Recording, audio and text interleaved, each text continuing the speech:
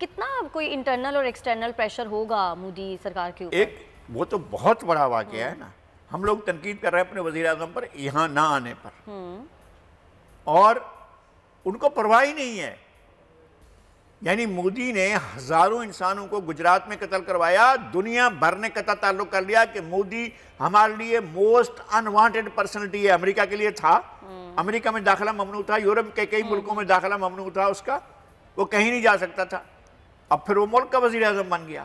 لیکن یہ mind set جو ہے جس نے، میں یہ پوچھتا ہوں کہ شودر سے اور دلت سے نیچی ذات کے لوگوں کے ساتھ جن کو زندگی میں انسان کا حصہ درجہ بھی نہیں دیا جاتا ہے، جن لوگوں کو، ان لوگوں نے کیا دیکھا ہے؟ وہ کس لیے جاتے ہیں اور جا کر ان کو ویش کو اور کھچڑی کو جا کر ووٹ دیتے ہیں؟ تو یہ ان کی اپنی مجبوریاں ہیں. شعور کی کمی بھی نہیں، شعور کی کمی نہیں ہوتی ہے، وہ پریشر ہوتا ہے سوسائٹی کے اندر کہ جناب یہ محترم، یہ بزرگ، یہ جناب برہمن جو ہیں، یہ بڑی اونچی ذات والے جو ہیں، یہ ہمیں ان کے راج میں ہیں، ہم کیا کریں، ہمیں ووٹ بھی انہی کو دینا ہے.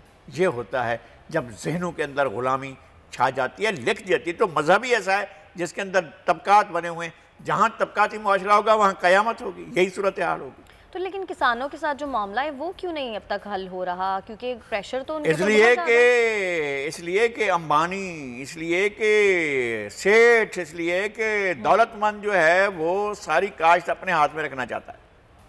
اچھا، اب ہوگی ٹاٹا مولی، امبانی گاجر، برلا جو ہے وہ بیگن، اور جو ہے وہ یہاں سے 2 روپے میں لیں گے اور مارکیٹ میں جو ہے وہ جا کر 60 روپے میں بیچیں گے.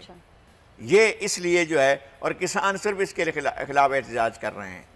دیکھیں میں آپ کو عرض کر رہا ہوں، لاکھوں لوگ نکلے ہوئے ہیں. انڈیا کے اقتدار کی دیواروں پر انقلاب دستک دے رہا ہے. کوئی بڑی لیڈرشپ آ جائے تو انڈیا کو الٹ کے رکھ دے گی. انڈیا ڈس انٹیگریٹ بھی ہوگا اور اس کے اندر ایک کوالٹیٹیو چینج یہ آئے گی. مودی کا مستقبل کیا ہوگا؟ جی پھر مودی کا مستقبل کیا ہوگا؟ نہیں، مودی کا تو کوئی مستقبل نہیں ہے. جمعہ 8 دن یہ تو ابھی چلا جائے گا. لیکن اس کے جانے سے کچھ نہیں. اس نے خرابیوں کی بارود بچھا دی ہے انڈیا کے طول و عرض میں، اور وہ جتنا بھی بارودی سرنگیں بچھی ہوئی ہیں وہ پھٹنا شروع ہوں گی، اور انڈیا کی سوسائٹی کے تار جو ہے نا وہ ہل کے رہ جائیں گے. انڈین سوسائٹی زیادہ دیر سروائیو نہیں کر سکے گی. انڈین سوسائٹی ناانصافی پر قائم ہے نا، جس کی بنیاد کے اندر ناانصافی رکھی ہو. ہم تمام تر تنقید کے باوجود اپنے حکمرانوں پر ہماری بنیاد میں، ہمارے آئین میں، ہمارے ڈاکومنٹ میں کوئی ناانصافی نہیں رکھی ہوئی ہے.